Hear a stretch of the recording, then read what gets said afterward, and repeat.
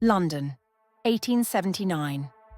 A well-to-do widow disappears from her comfortable Richmond home. What follows is one of Victorian England's most gruesome and shocking crimes. A murder so barbaric that it horrified a society already accustomed to violence. This is the story of Julia Martha Thomas and the servant who not only killed her, but tried to make her vanish entirely. Chapter 1.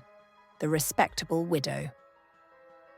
Julia Martha Thomas was the picture of Victorian respectability. A 55-year-old widow living in a comfortable 3-story house at 2 Vine Cottages in Richmond. She had carved out a peaceful existence after her husband's death. She wasn't wealthy, but she was comfortable, drawing income from property investments and living modestly with just one live-in servant. By all accounts, Julia was particular about her household. Some called her exacting, others said difficult. She expected high standards and wasn't afraid to voice her displeasure. But difficult employers were common in Victorian England, and servants were expected to endure. In January 1879, Julia hired a new maid, Kate Webster, a 30-year-old Irish woman with a strong build and a ready smile. What Julia didn't know was that Kate Webster was a seasoned criminal with multiple theft convictions. She was cunning, manipulative, and desperate. Chapter 2. Tension builds. From the start, the relationship was volatile. Kate was lazy, dishonest, and often drunk. Julia, meticulous about her home, grew increasingly frustrated. Neighbours heard arguments drifting from the windows of Vine Cottages. The tension was palpable. By late February, Julia had had enough. She gave Kate notice. She would be dismissed on March 2nd, 1879. For Kate, this was catastrophic. She had nowhere to go, no prospects, and a criminal record that made employment nearly impossible. But Kate Webster had no intention of leaving quietly. Chapter 3. Murder on the Staircase. Sunday, March 2nd, 1879. Julia Thomas returned home from church around 8 p.m. Kate was supposed to have packed her belongings and left, but she was still there waiting. What happened next was pieced together from Kate's eventual confession. As Julia climbed the stairs to her bedroom, Kate followed behind her.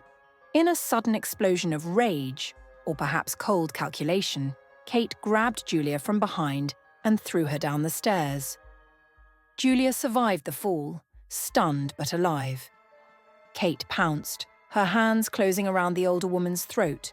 For several minutes, Julia fought desperately for her life as Kate strangled her. Finally, Julia Martha Thomas went still. Kate stood over the body of her employer, breathing hard. Then came the truly horrifying part.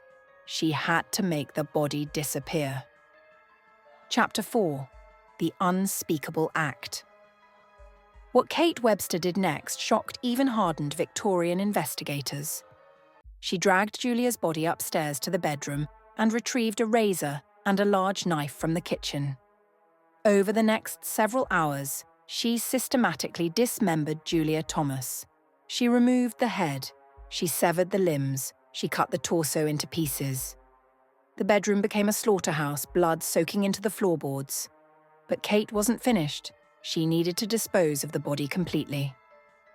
She hauled a large copper pot, used for boiling laundry, into the bedroom and spent the night boiling body parts, rendering flesh from bone. The smell must have been overwhelming, stomach-turning. For 2 days, Kate worked at her grisly task. She packed some remains into a wooden box. Other pieces went into a black bag. Through it all, she maintained a bizarre composure, even inviting a neighbour boy to help her carry the heavy box, though she told him it contained books and belongings. Chapter 5. Disposing of the Evidence. Kate needed to scatter the evidence across London. She enlisted the help of her friend, a porter named Henry Porter, though she never told him what was really in the packages. Some body parts were thrown into the Thames from Hammersmith Bridge under cover of darkness. Other pieces were buried. But Kate kept one thing, Julia's rendered fat, which she claimed she would use to make soap. Then came the most audacious part of Kate's plan. Rather than simply flee, she decided to profit from her crime. She began selling Julia's belongings, furniture, clothing, jewellery. She even convinced Julia's friends and neighbours that Julia had gone to visit relatives, buying herself precious time. Kate moved in a woman named Mrs. Church and her son, presenting herself as Mrs. Thomas and claiming ownership of the house. She wore Julia's dresses and jewellery. For nearly 3 weeks, Kate Webster lived as Julia Martha Thomas. Chapter 6. The Discovery. On March 18th, a man was walking along the Thames near Barnes when he noticed something bobbing in the water near the riverbank. It was a wooden box, waterlogged and heavy. When he pulled it ashore and opened it, he recoiled in horror. Inside were human remains, a torso, feet still in stockings, and other body parts. But there was no head. The police were called immediately. This wasn't a simple drowning or suicide. This was murder, and a particularly brutal one. The remains were taken to the mortuary, and a massive investigation began. Detectives canvassed the riverside, searching for clues. They found clothing caught on the bridge supports. They began tracing where the box might have come from. Meanwhile, the press exploded with coverage of the Barnes mystery. All of London was horrified and fascinated. Chapter 7. The net closes. Back at Vine Cottages, neighbours were growing suspicious. Where was Mrs. Thomas? Why was this Irish woman suddenly living in her house, wearing her clothes, selling her furniture? A former friend of Julia's, a Mr. Menhennick, decided to investigate. He visited the house and immediately knew something was wrong. The woman claiming to be a relative was clearly lying. He contacted Julia's family and the police. When detectives arrived at 2 Vine Cottages, Kate Webster was gone. But the evidence of her crime remained. Blood had seeped deep into the bedroom floorboards. The copper pot showed evidence of having been used to boil something organic. Neighbours reported the terrible smell that had emanated from the house. Kate had fled to Ireland, hoping to disappear into her homeland. But the police were already on her trail. Chapter 8. Kate Webster's Dark Past. To understand how someone could commit such a horrific crime, we need to understand who Kate Webster really was. Born Catherine Lawler in County Wexford, Ireland, around 1849, Kate's early life was marked by poverty and hardship. She arrived in England as a young woman seeking opportunity, but quickly turned to crime. Her criminal record stretched back years. Theft, larceny, multiple prison sentences. She had served 4 years in prison for stealing from her employers. She had a child out of wedlock, a son she could barely support. Kate was a woman trapped in a cycle of poverty, crime, and imprisonment that Victorian society offered little escape from. But previous thefts were petty compared to what she did to Julia Thomas. Something had changed in Kate. Perhaps desperation had finally pushed her beyond the point of no return. Or perhaps the darkness had always been there, waiting for the right moment to emerge. Chapter 9. The investigation intensifies. Detective Inspector John Pearman of Scotland Yard led the investigation, and he was methodical. Once they identified the remains as likely being Julia Thomas, they traced every movement Kate had made. Witnesses came forward. The neighbour boy who'd helped carry the box, the pub landlord where Kate had been drinking heavily in the days after the murder, the friends who'd bought Julia's furniture for suspiciously low prices, the porter Henry Porter who finally admitted to helping Kate transport mysterious packages. Perhaps most damning was the physical evidence at Vine Cottages.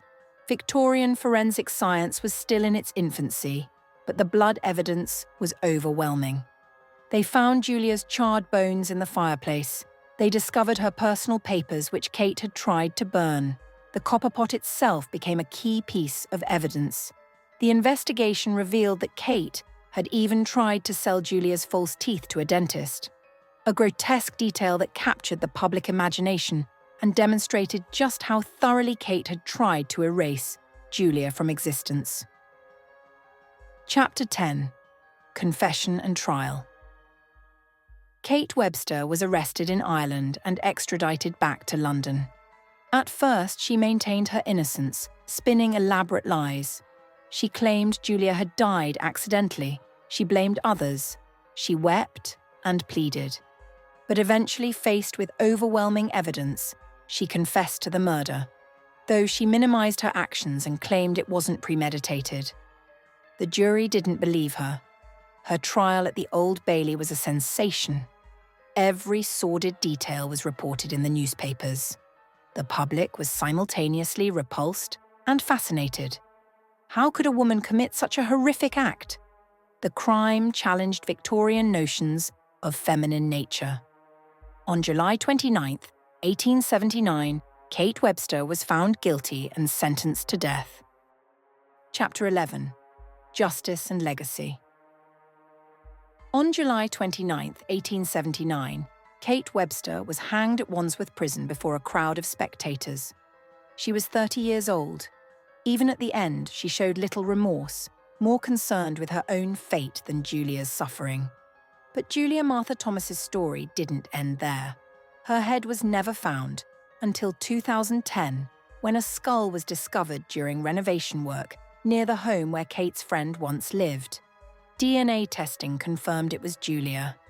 After 131 years, she was finally laid to rest with dignity